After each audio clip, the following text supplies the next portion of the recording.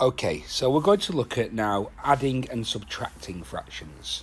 So first of all, we need to think about what is a fraction. It's a part of a whole, and the different parts of a fraction are called the top number is called the numerator, and the bottom number in a fraction is called the denominator.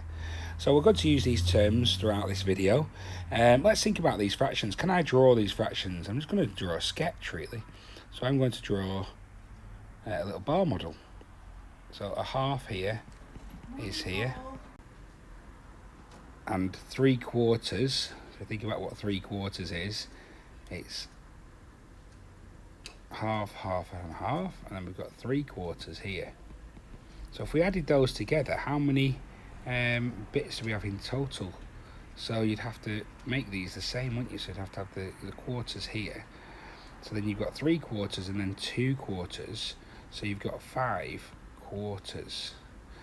Okay, so let's think about that as we go through this presentation now.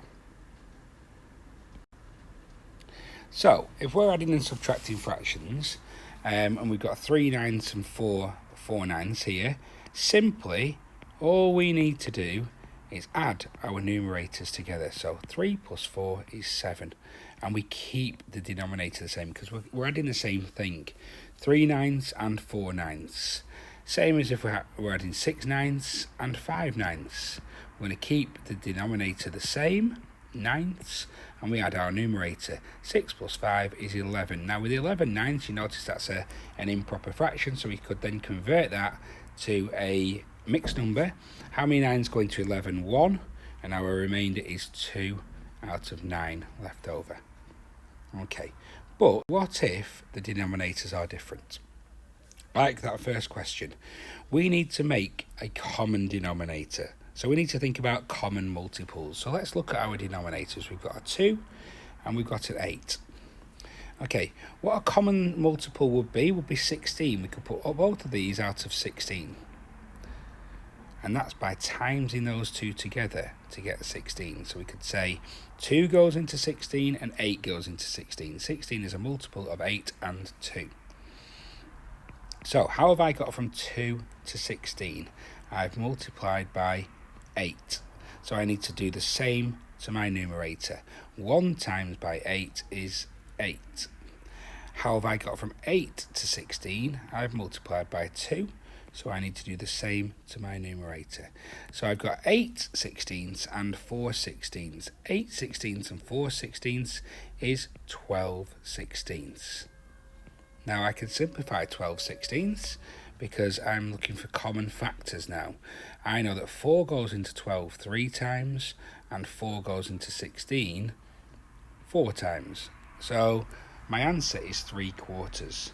Now you might have spotted, but actually I could have used 8 as my common denominator. Well done if you spotted that, because 8 is the lowest common denominator. And if we use the lowest common denominator, it means we don't have to do any simplifying at the end.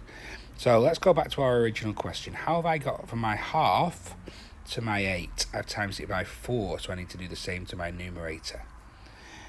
And I don't need to do anything to my second number, my second fraction, because it's already in 8ths, and that's why it's a little bit easier. So now I've got 4 8ths and 2 8ths.